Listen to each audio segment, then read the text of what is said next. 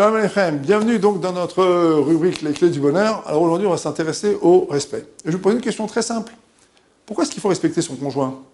Pourquoi est-ce que le monsieur doit respecter la madame et la madame le monsieur? Parce que quand on respecte pas, on humilie. Vous avez raison, c'est pas ça la raison. Parce que respecter, c'est permettre l'amour, c'est permettre l'entente, c'est le minimum. Vous avez raison, mais ça n'est pas la raison. Parce qu'on va faire souffrir l'autre. On va le rabaisser, on va l'humilier. Vous avez raison, mais ça n'est pas la raison. Ce n'est pas pour cela que l'on doit respecter l'autre. Ce sont des bonnes raisons de respecter l'autre, mais ça n'est pas la raison pour laquelle nous devons respecter l'autre. La raison, je vais vous la donner, mes chers amis. C'est un grand secret que je vais vous dévoiler aujourd'hui, et faites-moi plaisir, racontez-le à tout le monde. La raison pour laquelle on doit respecter notre conjoint, le monsieur et la madame le monsieur, c'est parce que Hachem, Dieu lui-même, est Mezavek Zivugim. C'est lui qui marie les gens. Et alors, un mètre derrière le mari, un mètre derrière la femme, il y a le bon Dieu. Et quand on manque de respect à quelqu'un, c'est comme si on disait au bon Dieu lui-même, t'es un nul, t'es un zéro, tu t'es trompé, tu connais rien, tu comprends rien, tu vois pas juste. Tu sais pas. Moi je sais, toi tu sais pas. J'ai un conflit, j'ai des réprimandes, j'ai des demandes qui sont légitimes, j'ai des souffrances, je ne suis pas entendu. Ok. Mais est-ce que c'est une raison pour manquer de respect à l'autre? Il faut savoir que quand on manque de respect, c'est-à-dire qu'on manque de kavod, en fait, qu'est-ce qu'on est en train de faire? On est en train de toucher au poids de l'autre, au poids qu'il a dans le monde. Or, ce poids, il a été voulu par Hachem.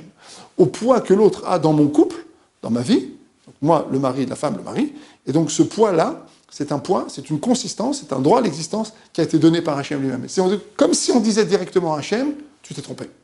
On l'attaque lui directement, tu sais pas. C'est la raison pour laquelle nos sages nous disent que, avec le manque de respect, vient en règle générale la colère. Or, la colère est une forme d'avodazara, c'est une forme d'idolâtrie. Et donc, c'est ça la raison profonde. La raison est la seule vraie raison. Toutes les autres sont des raisons qui découlent de celle-là. La seule vraie, unique raison pour laquelle on doit respecter l'autre, c'est parce que quand on ne le respecte pas, on s'attaque à Hachem directement et on a affaire à Hachem directement, à lui-même. Bervodo beatzmo. Bon, on va dire les choses maintenant dans un langage plus thérapeutique. En vérité, quand on atteint le respect qui est dû à l'autre, en fait, on atteint son droit à l'existence. Le droit à l'existence, c'est la chose la plus fondamentale pour un individu. Lorsqu'on humilie un individu verbalement, alors le mari avec la femme avec le mari, par des violences verbales, par des insultes, par des humiliations, que ce soit en privé ou en public, bien entendu, lorsqu'on frappe, lorsque le mari frappe sa femme, lorsqu'il y a violence conjugale, lorsqu'il y a violence psychologique de la part de la femme qui, elle, va verbalement humilier son mari, il y a en quelque sorte, une négation du droit à l'existence. Et la négation du droit à l'existence, elle va toujours fonctionner comme un ressort compressé. Un individu, il peut supporter ça. Vous avez des couples dans lesquels ce déséquilibre s'installe pendant des années. 1 an, 2 ans, 3 ans, 4 ans, 5 ans. Mais il y a toujours un moment où l'individu, porté par ce désir d'existence, qui est inhérent à l'existence elle-même, va se lever et va affirmer son droit à l'existence. Et en général, il va le faire avec une violence qui est proportionnelle à la violence qu'il a ressentie du fait des humiliations ou des violences physiques qu'il a subies.